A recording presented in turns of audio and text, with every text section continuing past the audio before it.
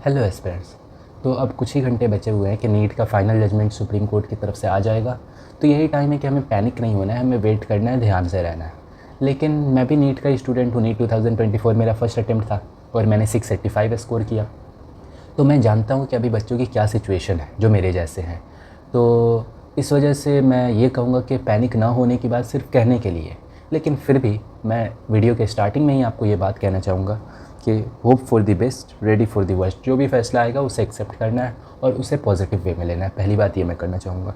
Video में मैं आपको कुछ जेन्युइन बातें बताना चाहूँगा जिस पर आप लोगों की ध्यान नहीं गई है, लेकिन वो क्वेश्चंस मैं आपसे पूछना चाहता हूँ कि क्या ये बात हो सकती है। तो उस पर आप ध्यान देकर उसके बारे में कमेंट करें। तो चलते हैं वीडियो की तरफ।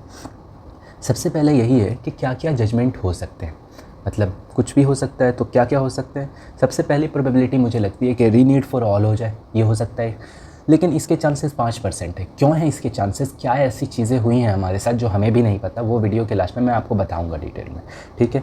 तो रीनीट फॉर ऑल के बहुत कम चांसेस है।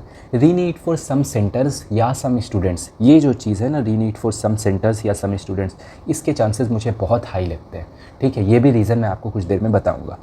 थर्ड चीज़ जो है वो है कि कोई फ़ैसला ना आए, नो रीनीट, कि बच्चों की तरफ कोई पक्षी ना लिया जाए और पूरा एनटीए की तरफ चले जाए। इसके चांसेस मुझे बहुत कम लगते हैं, क्योंकि सीजीआई जिस तरह के हैं हमारे, वो बच्चों की बातें सुनते हैं, वो हर तरफ से बातें करते हैं। तो इस वजह से मुझे इसकी एक्सपेक्टेशन नहीं है कि डायरेक्ट वो पिटीशन को निकाल दे, ठीक है। ये बात रह गई। चौथी चीज़, लास्ट चीज़ है कि रीचेकिंग ऑफ ओएमआर आ जाए, ठीक है। मतलब ओएमआर दोबारा चेक किया जाए। लेकिन इसका कोई फ़ायदा नज़र नहीं आता है कि बच्चे जो चीटिंग करके ओएमआर भर चुके हैं तो उनका रीचेक भी हो जाएगा तो कोई मतलब कुछ डिफरेंस तो आने को नहीं है। और वैसे भी एक बार हम देख ही चुके हैं कि रीटेस्ट होने पर भी कोई फ़ायदा हमें दिखा नहीं। 17 रैंक मेरी बड़ी क्या ही हो रही है। तो इस वजह से रीचेकिंग ऑफ ओएमआर तो एक कोई सोल्यूशन है नहीं। तो मेरे ख्याल से इसके चांसेस भी 2% के आसपास हैं, वो भी नहीं होंगे। लेकिन अब चलते हैं हम मेन क्वेश्चन की तरफ इस वीडियो के, कि रीनीट फॉर ऑल, क्या ये पॉसिबल भी है? रीनीट फॉर ऑल हो जाना। मैं इस क्वेश्चन का आंसर आपको क्वेश्चन से ही दूंगा कि क्या रीनीट फॉर ऑल पॉसिबल है। तो सबसे पहला आंसर या फिर क्वेश्चन मेरा ये है कि क्या कोर्ट्स हमारे साथ हैं। मतलब मैं सीजीआई पर या सुप्रीम कोर्ट के जजमेंट पर कोई डाउट नहीं कर रहा हूँ। वो उसे मानना है कि सीजीआई ने पिछले जजमेंट की बात करूँ, पिछले हियरिंग की बात करूँ, तो उसमें पूरी हियरिंग को छोड़कर उन्होंने सिर्फ हमारी बात की कितने घंटों तक। तो ये बहुत बड़ी बात होती है कि सुप्रीम कोर्ट में ऐसी बात हो रही है, ठीक है। तो सीजीआई या फिर जजेस पर मुझे कोई शक नहीं है।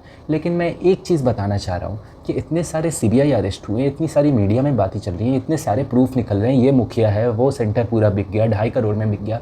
तो क्या ये सारी चीज़ें कोर्ट को नहीं दिख रही हैं? मतलब वो लॉयर्स उसे पेश नहीं कर रहे हैं, उन पर बात क्यों नहीं चल रही है?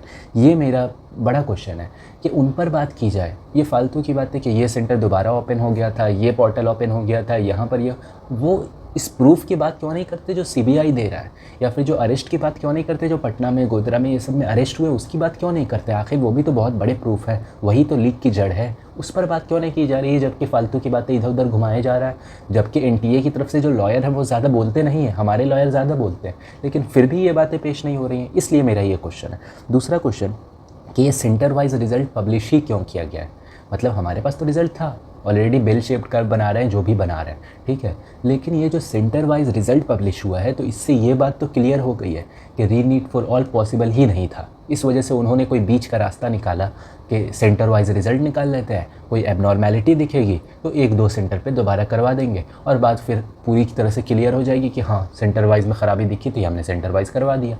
तो 1-2 सेंटर करवाएंगे, मान लेते हैं 1 नहीं, 2 नहीं, 3 नहीं, 4 नहीं, 5-5 सेंटर पे करवा दिए।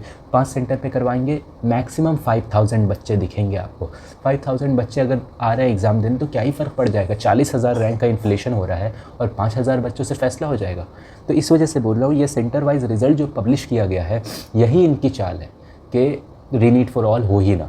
फिर आ जाते हैं कि रीनीट के चांसेस क्या बनते हैं। तो अब ओवरऑल तो हमने सारी चीज़ें देख ली, तो अब रीनीट के चांसेस जो फॉर ऑल है, ऑल के लिए तो कोई चांसेस बनते ही नहीं है। लेकिन फिर भी मैंने 5% कह दिया।